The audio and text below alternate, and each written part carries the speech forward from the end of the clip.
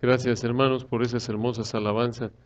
Y a nuestro estimado halloweenólogo, un experto este pastor, qué bárbaro.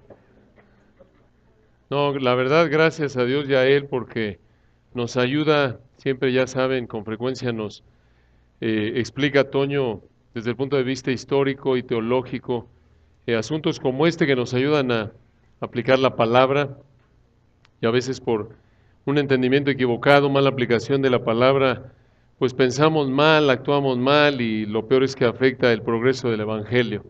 Entonces, finalmente, como él decía, es un asunto de conciencia entre ustedes y el Señor, como tantas otras áreas de la vida cristiana en donde Dios no nos da un mandato específico.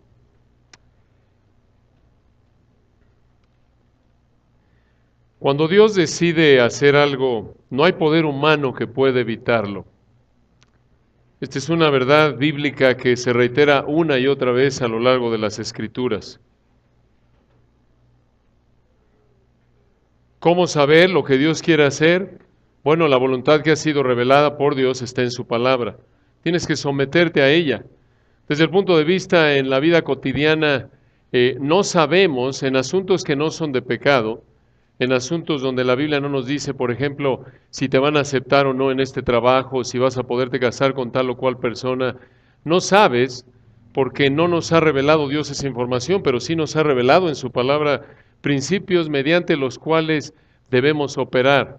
Y en esos detalles donde Dios no nos ha dado información, tenemos que operar en base a principios bíblicos explícitos, claramente revelados, interpretados correctamente.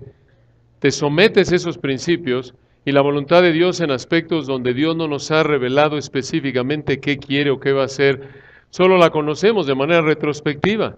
Esto es, solo lo sabemos ya que sucedió. Por ejemplo, aquellos de ustedes que les gusta el fútbol, no sabían que iba a ganar el Real Madrid o el Barcelona ayer a las 11 de la mañana. Sin embargo, mirando en retrospectiva, la voluntad de Dios fue que ganara ¿quién? El Real Madrid. Así es, sí, y no porque yo le vaya al Real Madrid, sino simplemente por el hecho de que, debido a que Dios nos dice en Mateo 10:27, nos dice que no se venden dos pajarillos por un cuarto, con todo ni uno de ellos cae a tierra sin vuestro Padre. No hay nada que esté fuera del control o el conocimiento de Dios. Ni uno de ellos cae a tierra sin, traduce la palabra griega aner, sin el consentimiento, sin el control. Todo detalle de la vida, inclusive un partido de fútbol, inclusive a qué hora te levantaste hoy, qué desayunaste hoy, etcétera. Todo está bajo el control de Dios.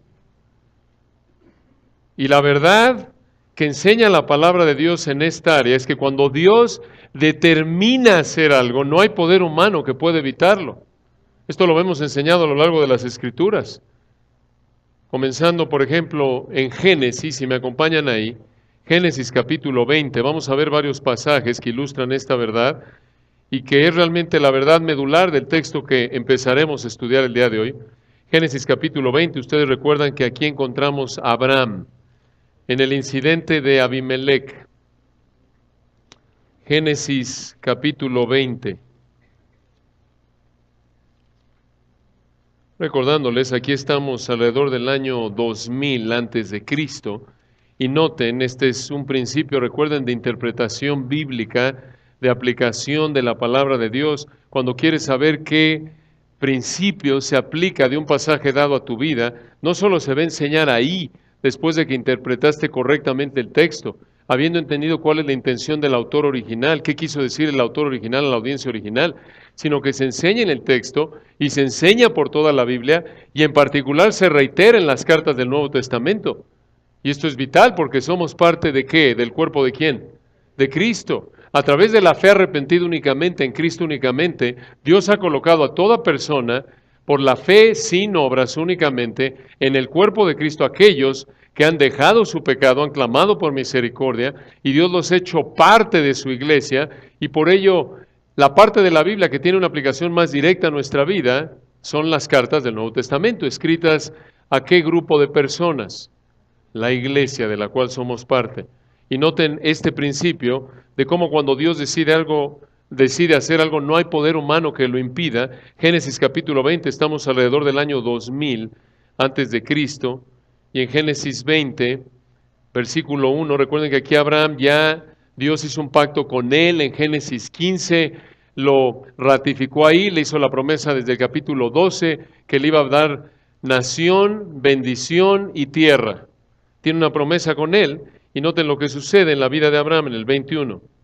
De allí partió Abraham a la tierra del Negev, y acampó entre Cades y Shur, y habitó como forastero en Gerar. Y dijo Abraham de Sara su mujer: es mi hermana. ¿Dijo la verdad? No, mintió. ¿Por qué mintió? Porque tenía miedo de que lo mataran, pensando que, bueno, si es su esposa, queremos casarnos con ella, añadirla a nuestro harén en el contexto histórico, y por eso voy a mentir para proteger mi vida. Mostró incredulidad porque Dios le había dicho que le iba a dar descendencia, y para ello necesitaba, ya le había dicho que iba a ser a través de Sara, entonces no tenía que temer, porque en el capítulo 18 le había dicho que, allí en el capítulo 18, versículo 14, le dijo que a través de Sara iba a tener un hijo. Entonces él debería haber confiado en Dios y saber que Dios no iba a matar a Sara, sino hasta que por lo menos naciera el hijo que Dios le iba a dar a través de Sara. Sin embargo, él muestra incredulidad, no confía en Dios, y noten como versículo 2 dijo de Sara: es mi hermana. Abimelech, rey de Gerar, envió y tomó a Sara. Digo, bueno, si es hermana, añado otra a mi harén, así era en ese entonces.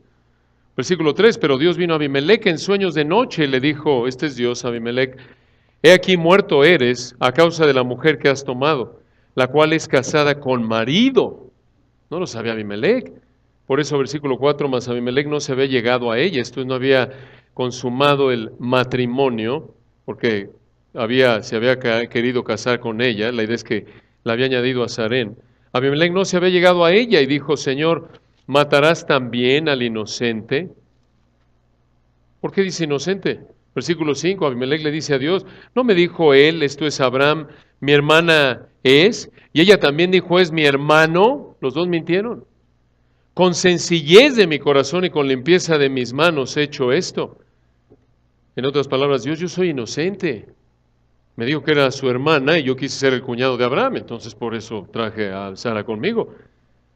Y noten, Sara aquí está en una posición humanamente vulnerable. Abraham no la puede rescatar, de hecho fue un marido irresponsable, exponiendo a su mujer a este hombre, ya que Abimelech era el rey en ese momento. Sara no podía defender, más bien Abraham no podía defender a Sara en esta situación.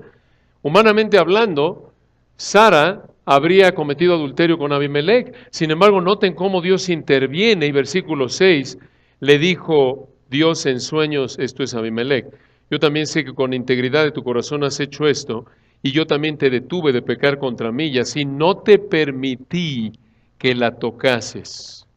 Y en el resto del capítulo vemos que Abimelech responde en obediencia a Dios, y de nuevo aquí vemos una situación en la que Dios decide que Sara no cometa adulterio con Abimelech, y debido a que así lo decidió, Dios intervino. Y a pesar del deseo de Abimelech de estar con Sara, a pesar de que Abraham no podía ayudarla, a pesar de que realmente Sara estuvo en una situación de impotencia, Dios lo impidió.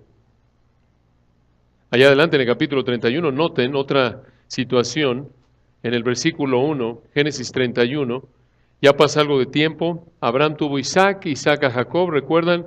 Y aquí encontramos a Jacob muy engañoso, el nieto de Abraham.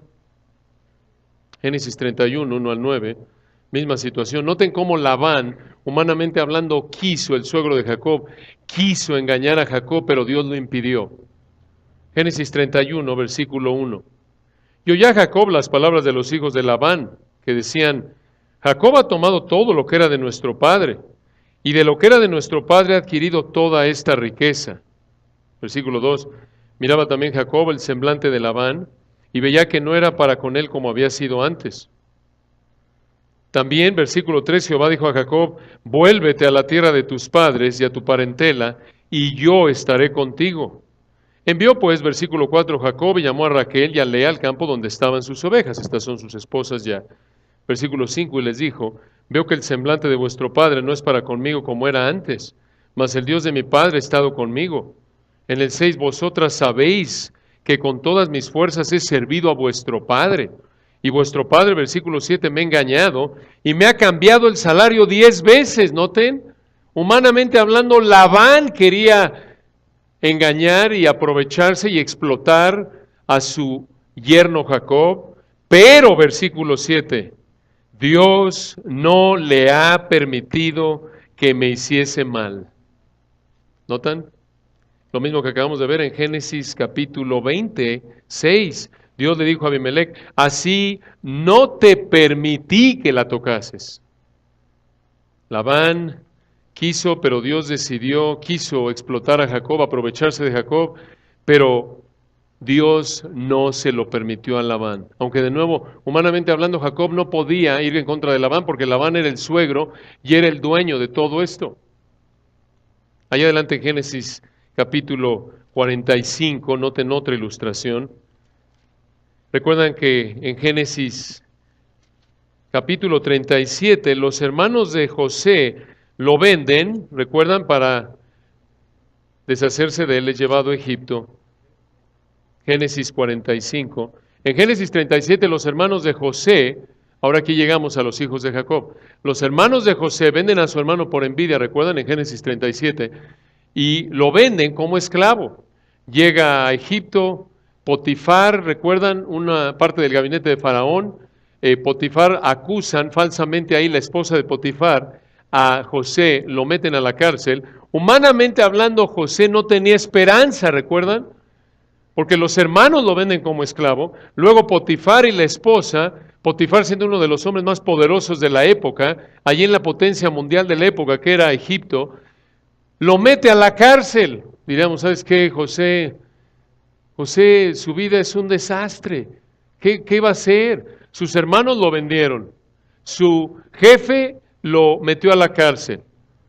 Sin embargo, noten, algunos dirán, oye, ¿sabes qué? Pues este hombre se ha de haber muerto ahí en la cárcel. No conocía a nadie, no tenía contactos, influencias, nada. Este hombre iba a morir ahí. Estos humanos estaban en contra de José, sus hermanos, la familia Potifar, pero, como ustedes saben, recuerdan la historia, Dios había decidido que José jugara un papel vital en la historia de Israel. Y observen el resumen cuando José se descubre a sus hermanos en Génesis 45, versículo 4. Génesis 45, 4. Entonces dijo José a sus hermanos, acercaos ahora a mí. Recuerden, no lo reconocen porque la última vez que lo vieron fue hace años atrás, más de una década ha pasado ya. Y la última vez que lo vieron era el más chico de los hermanos y la última vez que lo vieron fue gritando y pidiéndoles misericordia para que no lo vendieran. Y ahora llegan a Egipto porque hay un hambre terrible, ¿recuerdan?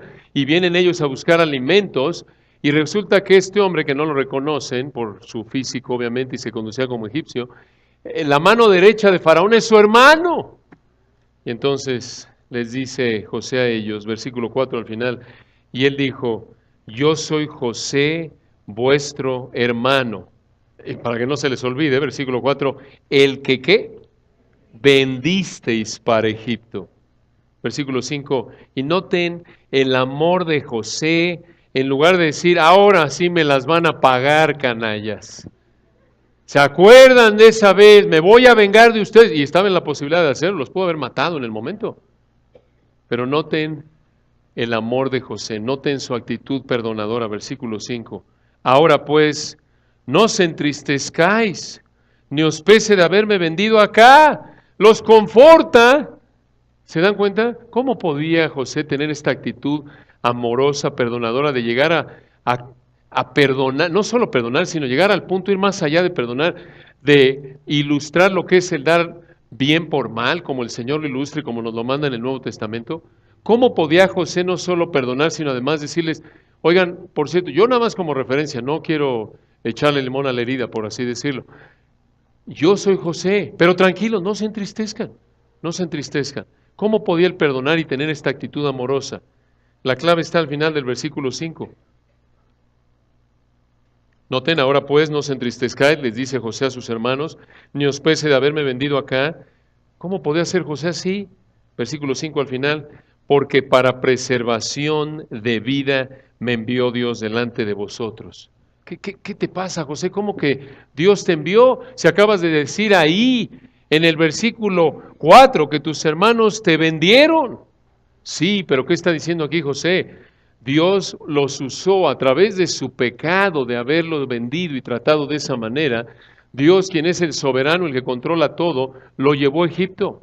Y fue, noten, este entendimiento, como José entendía y se sometía a la verdad bíblica de que Dios controla todo, eso lo guardó de amargarse contra sus hermanos, porque los vio como instrumentos de Dios para cumplir los propósitos perfectos de Dios. Y noten, lo reitera, versículo 6. No solo, no solo los muestra una actitud perdonadora y entiende la soberanía de Dios, sino que entiende por qué Dios lo envió ahí. Lo entiende por retrospectiva, versículo 5, porque para preservación de vida me envió Dios delante de vosotros. ¿Cómo? ¿Cómo es que Dios iba a usar a José para preservar la vida de mucha gente? Versículo 6. Pues ya ha habido 2 años de hambre en medio de la tierra, y aún quedan 5 años en los cuales ni habrá arada ni ciega. ¿Por qué? Porque Dios se lo había revelado a Faraón, ¿recuerdan? Y Dios le dio la capacidad a José de interpretar estos sueños. Versículo 7 lo reitera, escuchen. Y Dios me envió delante de vosotros para preservaros posteridad sobre la tierra. Esto es para que puedan tener ustedes a sus hijos y a sus nietos y para daros vida por medio de gran liberación. Y noten, lo vuelve a decir por tercera vez ya aquí en el texto.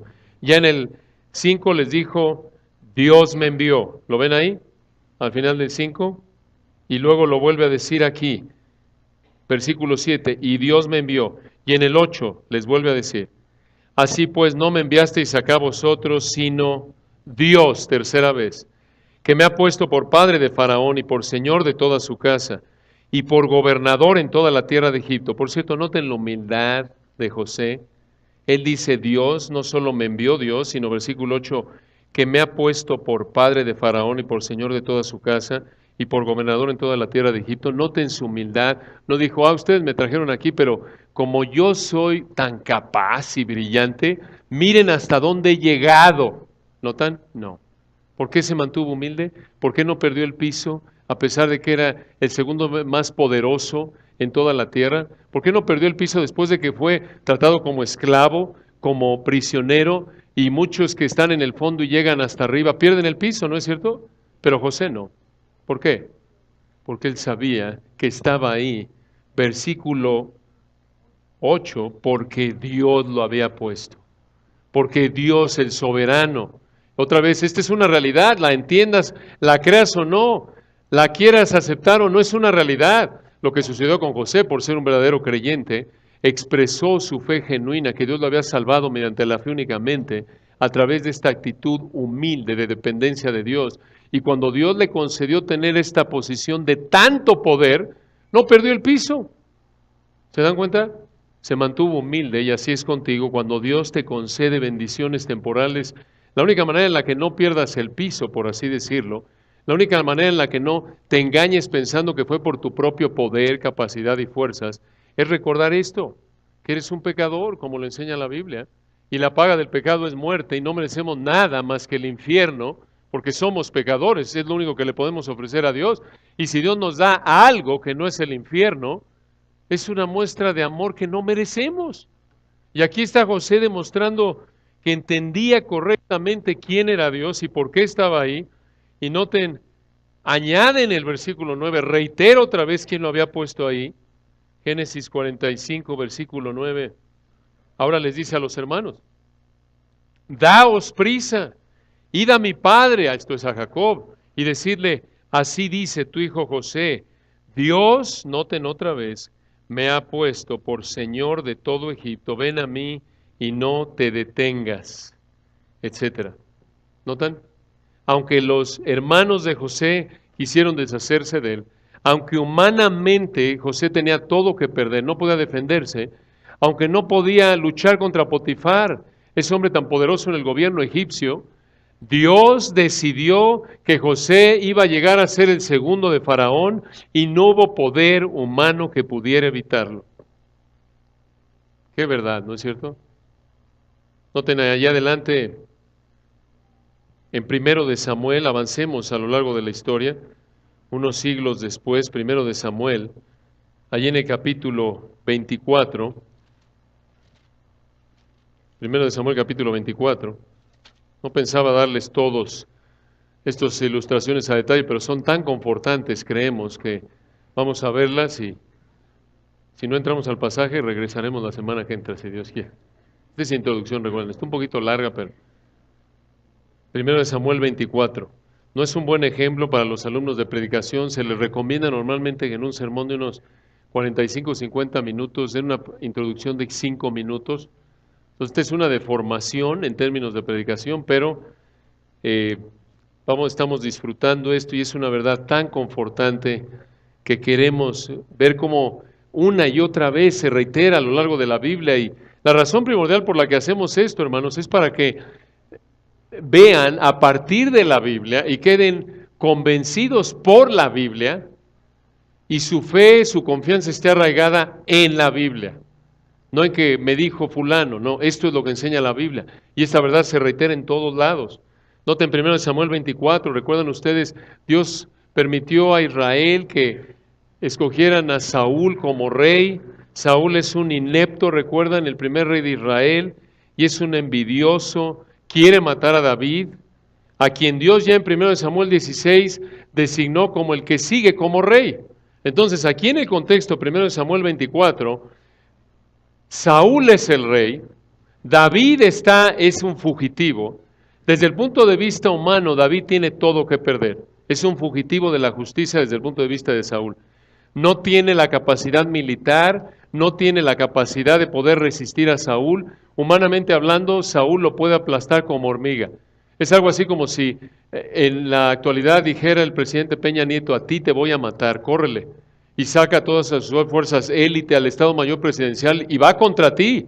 Y tú no tienes nada, ningún recurso más que andar ahí corriendo y buscando ahí alguna casa, algún rincón donde esconderte. Y saca todo el arsenal militar, esa es la idea aquí. Saca todo, aviones, todo a buscarte. ¿Qué esperanzas tienes de sobrevivir? Muy poco. Todos los recursos de inteligencia, todo. Esa es la idea aquí. Noten, 1 Samuel 24, versículo 1. Cuando Saúl volvió de perseguir a los filisteos, le dieron aviso diciendo, he aquí David está en el desierto de Engadi. Recuerden, David es el enemigo público número 1. Y noten lo que hace Saúl, este es el rey. Tomando Saúl 3,000 hombres, noten quiénes son estos hombres, escogidos de todo Israel. Estas son las fuerzas élite de Saúl, lo mejor de lo mejor, las fuerzas militares élite. Versículo 2, estos son soldados profesionales, el nivel más alto de soldados, de preparación militar. Versículo 2, tomando Saúl 3,000 hombres escogidos de todo Israel, fue en busca de David y de sus hombres por las cumbres de los peñascos de las cabras monteses. Por ahí andaba David. Versículo 3, y cuando llegó un redil de ovejas en el camino, donde había una cueva, entró Saúl en ella para cubrir sus pies. Una pausa, ¿y qué es esto? Es un eufemismo. Quiere decir que Saúl fue al baño. Fue al baño, pero en el sentido, como en ese entonces tenía, no les voy a actuar la mímica, no teman, pero tenía ustedes saben, tenía una ropa interior y una túnica larga en ese entonces. La idea es que se levanta la túnica, se baja la ropa interior cubre los pies y va al baño. Esa es la idea. Y esto es muy importante entenderlo porque está en una posición extremadamente vulnerable.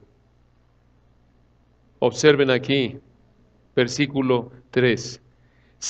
Entró Saúl en ella para cubrir sus pies, tuvo que ir al baño el rey.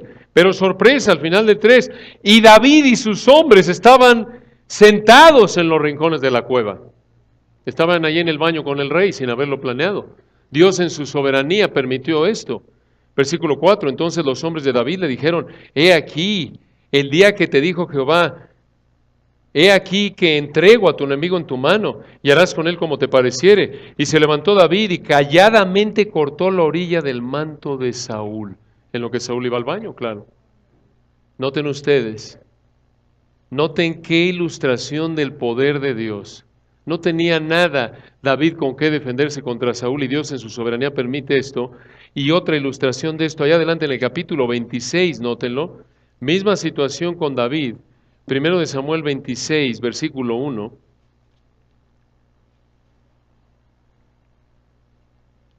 Primero de Samuel 26, Saúl sigue persiguiendo en este contexto a David. Vinieron los cifeos a Saúl en Gaba diciendo, ¿no está David escondido en el collado de Aquila, al oriente del desierto? Versículo 2, Saúl entonces se levantó y descendió al desierto de Zif, llevando consigo, noten otra vez, 3,000 hombres escogidos de Israel. De nuevo, estas son las fuerzas élite, las mismas del 24:2, ¿recuerdan? ¿Para qué? Versículo 2 al final, para buscar a David en el desierto de Zif. Y noten versículo 3.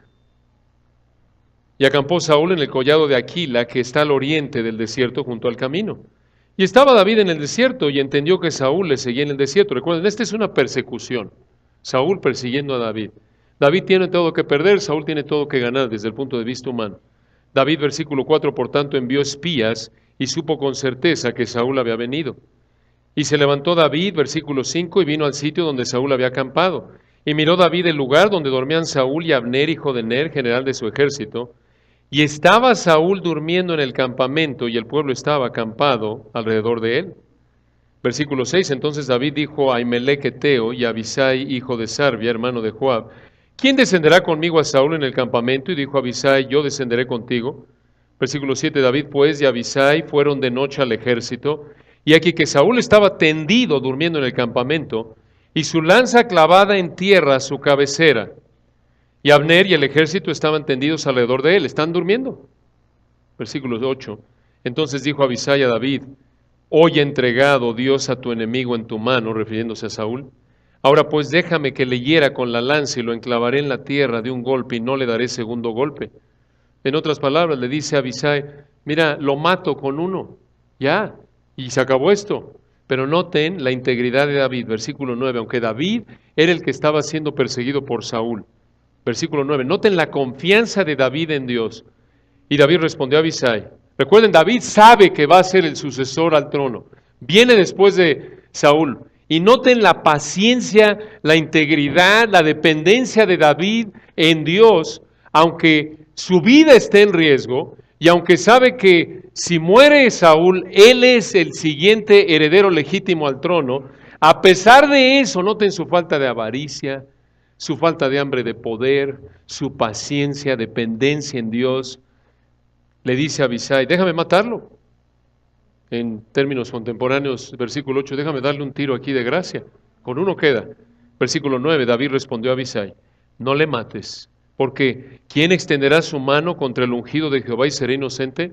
En otras palabras, no quiero ser culpable de asesinar al rey. Ungido de Jehová aquí se refiere al rey.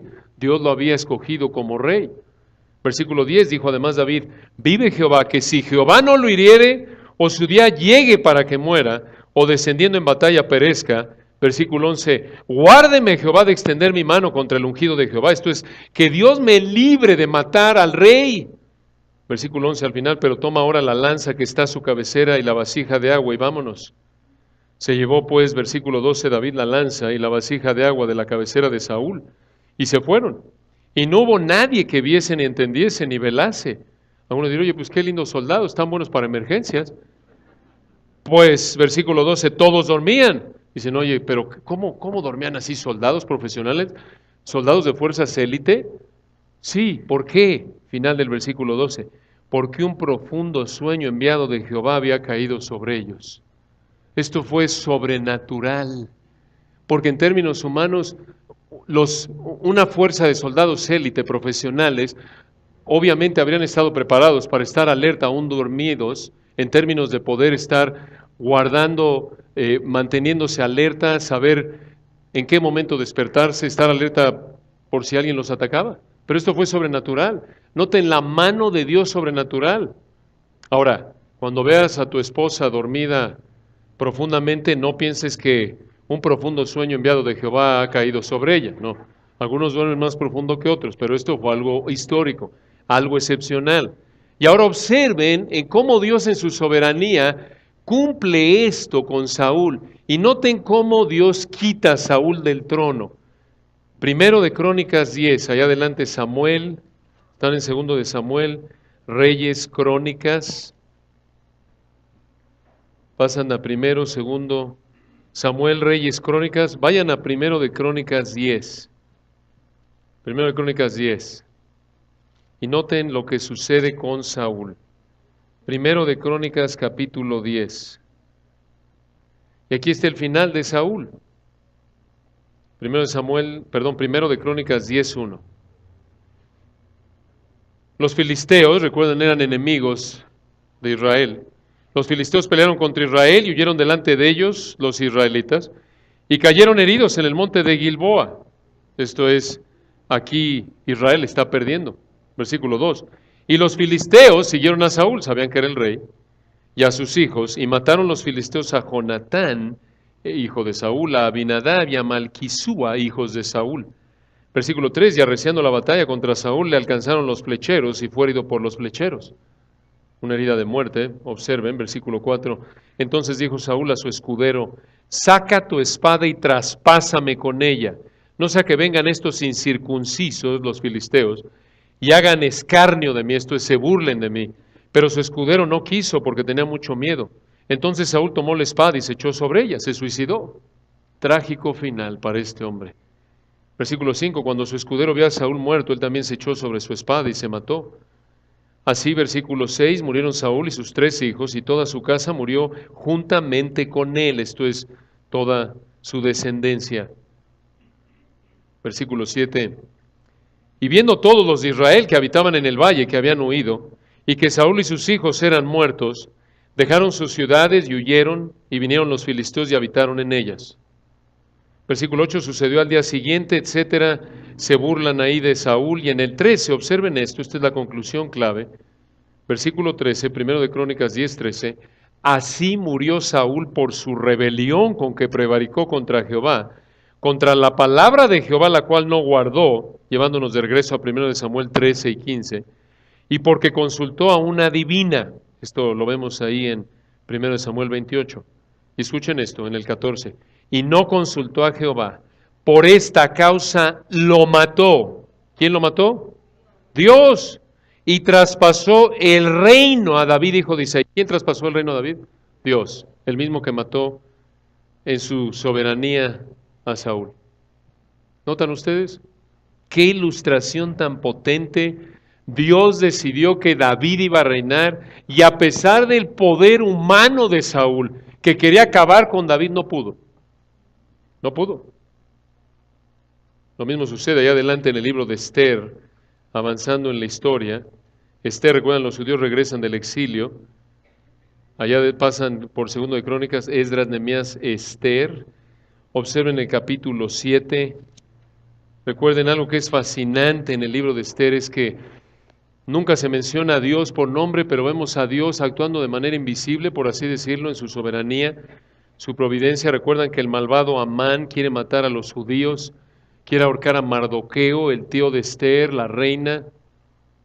Y noten lo que sucede ahí en Esther capítulo 7, versículo 9. Esther 7:9, recuerdan, Amán es el malo y quiere matar a Mardoqueo, que es judío, con los judíos. Y Dios en su soberanía voltea las cosas. Amán era muy cercano al rey. Los judíos tenían todo que perder, pero Dios en su soberanía hace que Amán termine muriendo. Dios hace posible que a través de Esther se desenmascare el plan malévolo de Amán, todo su complot en contra de Mardoqueo y los judíos. Y noten en Esther 7:9 lo que sucede. Esther 7:9. Y dijo Arbona, uno de los eunucos que servían al rey, he aquí en casa de Amán la horca de 50 codos de altura que hizo Amán para Mardoqueo, el cual había hablado bien por el rey. Entonces el rey dijo, colgadlo en ella. Versículo 10, así colgaron a Amán en la horca que él había hecho preparar para Mardoqueo, y así se apaciguó la ira del rey. Amán quería matar a Mardoqueo. Dios decidió que Mardoqueo no iba a morir, a pesar de que Amán tenía todo el poder, toda la influencia con el rey, no pudo matar a Mardoqueo. Lo mismo vemos allá adelante en el Nuevo Testamento. Vayan a Juan 7 con nuestro Señor. Juan 7:25. Avanzando a lo largo de la historia, llegamos aquí alrededor del año 29, el Señor está aquí en Juan 7:25, alrededor de menos de un año de ser crucificado. Y noten qué declaración encontramos aquí.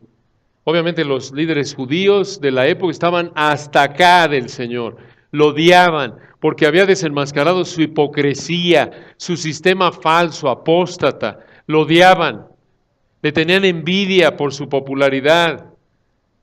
Y noten Juan 7:25, decían entonces unos de Jerusalén, ¿no es este a quien buscan para matarle, hablando del Señor Jesús? Versículo 25, pues mirad, habla públicamente y no le dice nada. ¿Habrán reconocido en verdad los gobernantes que este es el Cristo? Pero este versículo 27 sabemos de dónde es, mas cuando venga el Cristo nadie sabrá de dónde sea. Jesús entonces, versículo 28, enseñando en el templo, noten públicamente, los que controlan ahí el templo son estos corruptos, recuerdan los líderes religiosos judíos, alzó la voz y dijo en el 28, a mí me conocéis y sabéis de dónde soy, y no he venido de mí mismo, pero el que me envió es verdadero a quien vosotros no conocéis. Versículo 29, pero yo le conozco porque de él procedo y él me envió. Les dijo claramente, miren ustedes no lo conocen, yo vengo de Dios. Y versículo 30, ¿lo entendieron? ¿Cómo lo sabemos? Versículo 30, entonces procuraban prenderle, pero ninguno de ellos le echó mano. ¿Por qué? Porque aún no había llegado su hora. ¡Qué declaración de la soberanía de Dios! Dios determinó que el Señor iba a morir en la Pascua del año 30 y a pesar de que los judíos lo querían matar antes, como podemos ver, no pudieron. Y así fue igual, allá adelante en el versículo 40, Juan 7, avancen al versículo 40. Juan 7:40, entonces algunos de la multitud oyendo estas palabras decían, verdaderamente este es el profeta. Versículo 41, otros decían, este es el Cristo, pero algunos decían, ¿de Galilea ha de venir el Cristo? Versículo 42, ¿no dice la Escritura que del linaje de David y de la aldea de Belén, de donde era David, ha de venir el Cristo? Hubo entonces disensión entre la gente a causa de él. Y en el 44, algunos de ellos querían prenderle, pero ninguno le echó mano. ¿Por qué? En las palabras de Juan 7:30, porque aún no había llegado su hora. Misma idea allá adelante en el capítulo 8, observen, versículo 48, Juan 8:48, un gran pasaje que habla de que el Señor Jesús es Dios. Juan 8:48, respondieron entonces los judíos y le dijeron, ¿no decimos bien nosotros que tú eres samaritano y que tienes demonio? Respondió Jesús, yo no tengo demonio, antes honro a mi Padre y vosotros me deshonráis. Pero yo no busco mi gloria, hay quien la busca y juzga. De cierto, versículo 51, de cierto os digo, que el que guarda mi palabra nunca verá muerte. La idea es el que realmente la cree, porque la salvación es por la fe únicamente, no por obras, y refleja esa fe genuina mediante obediencia a su palabra. Esa es la prueba evidente de salvación genuina. Esa persona tiene vida eterna, por eso al final del 51 él dice, nunca verá muerte. Entonces, versículo 52, los judíos le dijeron, ahora conocemos que tienes demonio. Abraham murió y los profetas, y tú dices, el que guarda mi palabra nunca sufrirá muerte. Versículo 53, ¿eres tú acaso mayor que nuestro padre Abraham? Noten, son judíos. Somos descendientes de Abraham, el cual murió y los profetas murieron. ¿Quién te haces a ti mismo? Respondió Jesús, si yo me glorifico a mí mismo, mi gloria nada es. Mi Padre es el que me glorifica, el que vosotros decís que es vuestro Dios. Pero vosotros no le conocéis, mas yo le conozco, y si dijere que no le conozco, será mentiroso como vosotros. Pero le conozco y guardo su palabra. Abraham vuestro padre se gozó de que había de ver mi día, y lo vio y se gozó. Entonces le dijeron los judíos, ¿aún no tienes 50 años y has visto a Abraham? Jesús les dijo, de cierto os digo, antes que Abraham fuese, escuchen esto, yo soy. Usando ese nombre del Antiguo Testamento, yo soy. El yo soy de Éxodo 3 que se reveló a Moisés. Y les está hablando de su preexistencia. Antes que Abraham existiese, yo soy. Yo existo. ¿Por qué? Porque soy Dios. ¿Lo entendieron los judíos? Claro que sí, versículo 59. Tomaron entonces piedras para arrojárselas. ¿Por qué?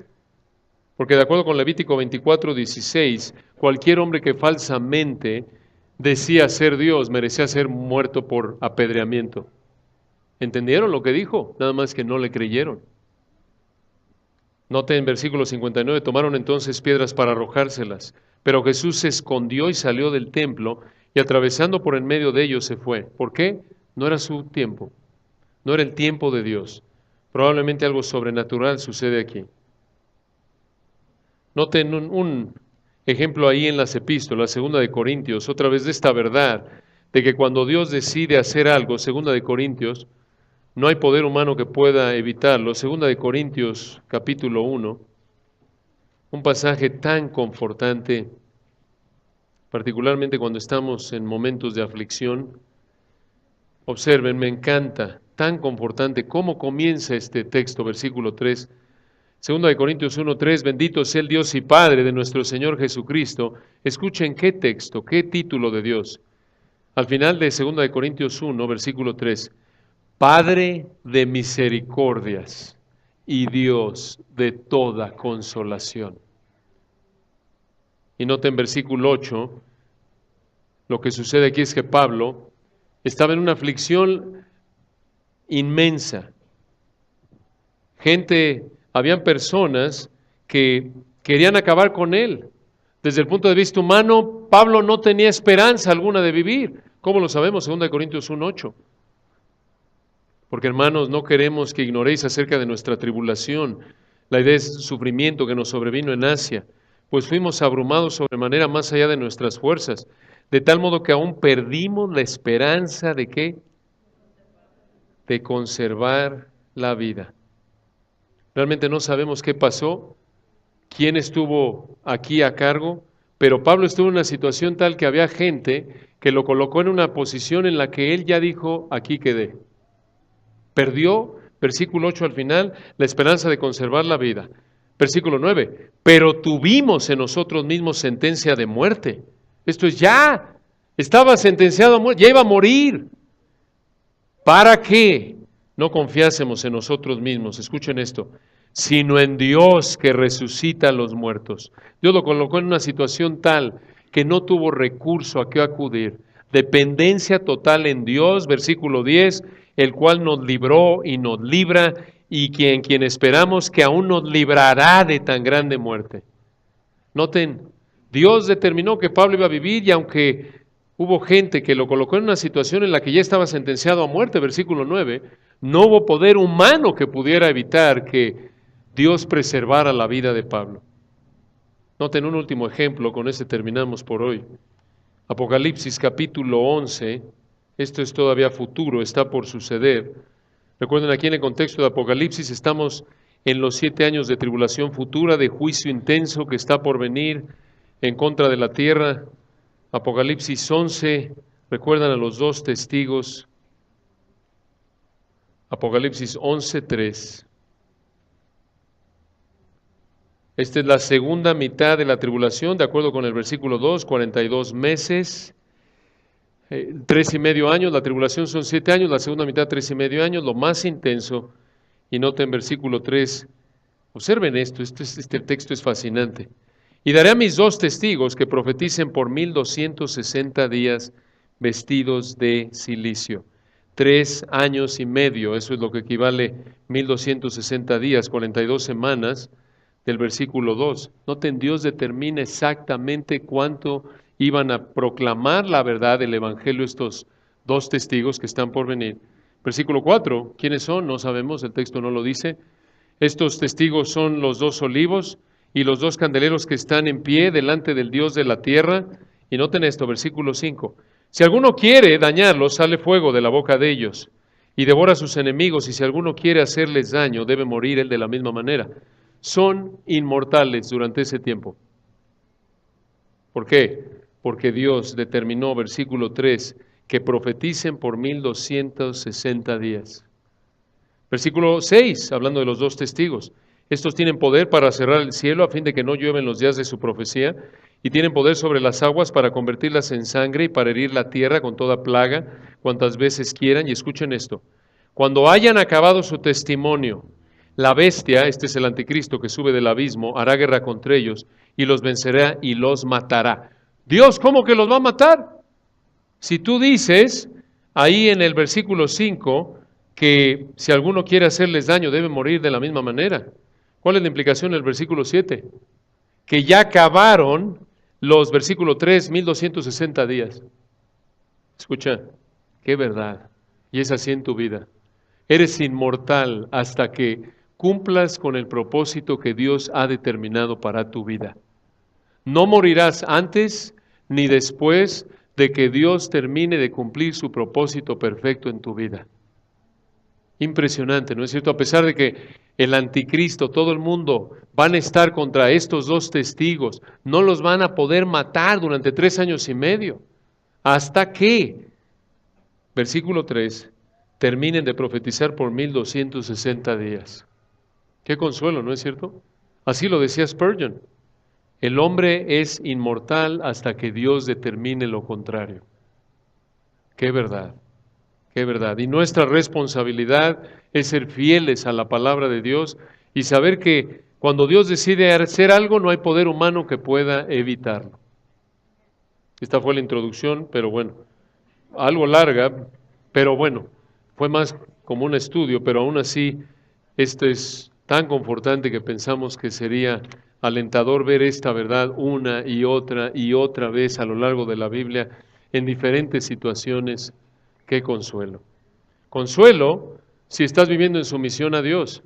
Terror si vives en rebeldía contra Dios, porque nadie puede ganarle a Dios. ¿No es cierto? Si quieres ir en contra de lo que Dios dice, vas a topar contra la pared una y otra y otra y otra vez. No puedes. Nadie es tan poderoso como Dios. Oremos. Padre, gracias por tu verdad que nos conforta tanto. Gracias por esta realidad que nos recuerda que nuestro Dios soberano, amoroso, sabio está en control. Que esto nos conforte, a pesar de que estemos en una situación en la que humanamente hablando no vemos la salida, que nos concentremos en nuestra responsabilidad de someternos a tu palabra, sabiendo que tu voluntad siempre se va a hacer, aquello que tú has determinado que se haga.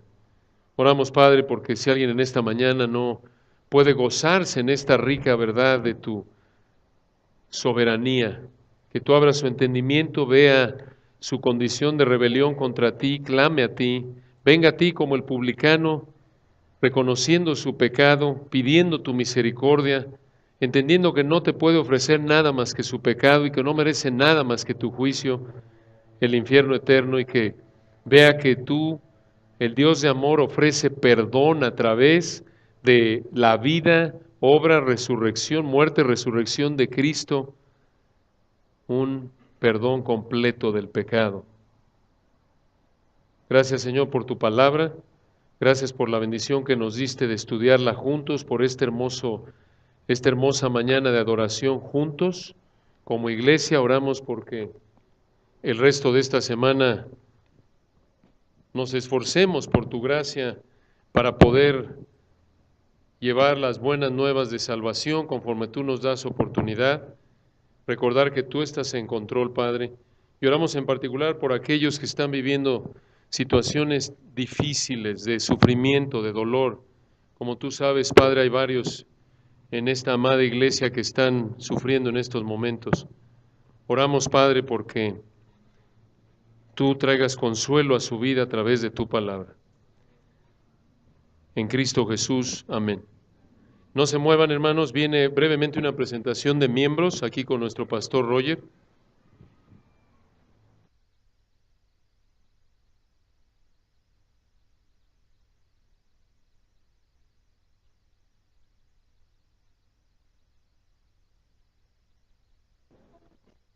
Bueno, hermanos, como siempre, cada mes nos da